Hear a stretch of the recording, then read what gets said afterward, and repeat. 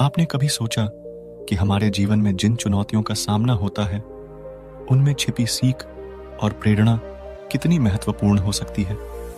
आइए हम एक आदर्श कहानी के माध्यम से इस विचार को समझने की कोशिश करें। एक राजकुमार अपने सुंदर से बगीचे में टहल रहा था कि अचानक उसके मन में ख्याल आया कि बगीचे से उन्हें क्या फायदा हो रहा है। राजकुमार ने आम के पेड़ से पूछा, बताओ तुम मेरे लिए क्या कर रहे हो?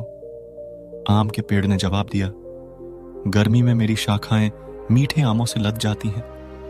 माली उन्हें इकट्ठा करके आपको व आपके मेहमानों के सामने प्रस्तुत करता है। राजकुमार बोले, ठीक है। फिर राजकुमार ने विशाल वट वृक्ष से भी यही प्रश्न किया। विशाल वट वृक्ष ने उत्तर दिया, सुबह सुबह जो पक्षी मधुर गीत गाकर आपको उठाते हैं, वह चहचहाते पक्षी मेरी शाखाओं पर आराम करते हैं। मेरी फैली शाखाओं के नीचे ही आपकी गाय भैंसें आराम करती है। शाबाश, राजकुमार ने कहा।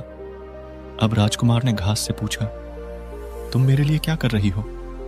घास ने उत्तर दिया, आपकी गाय भैंसों को हष्ट पुष्ट बनाने के लिए हम अपना बलिदान देते हैं। राजकुमार प्रसन्न होकर बोले, बहुत अच्छी बात है।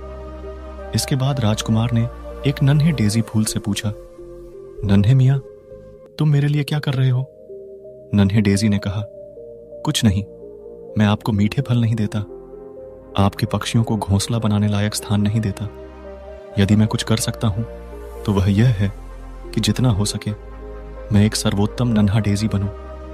ये शब्द राजकुमार के दिल को छू गए। घुटनों के बल झुककर उन्होंने नन्हे डेजी को चूम लिया और कहा, शाबाश नन्हे फूल, तुम जैसा और कोई नहीं है।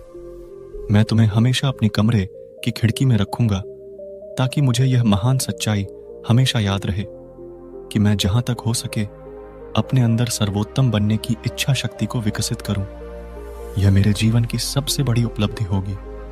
ऊंची उपलब्धि हासिल करने के लिए हमें अपनी इच्छा शक्ति को विकसित करने की प्रेरणा किसी से मिल सकती है, तो वह शर्त है हम हर समय अपनी जागरूकता बनाए रखें। यह तभी संभव है जब हमारा अपना नजरिया सकारात्मक हो।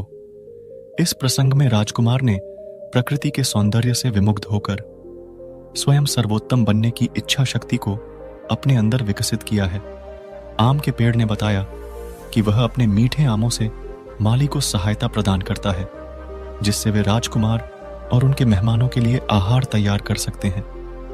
हमें भी अपने कर्मों के माध्यम से दूसरों की मदद करने की दिशा में सोचनी चाहिए और अपने कामों के माध्यम से दूसरों की मदद करने का प्रयास करना चाहिए।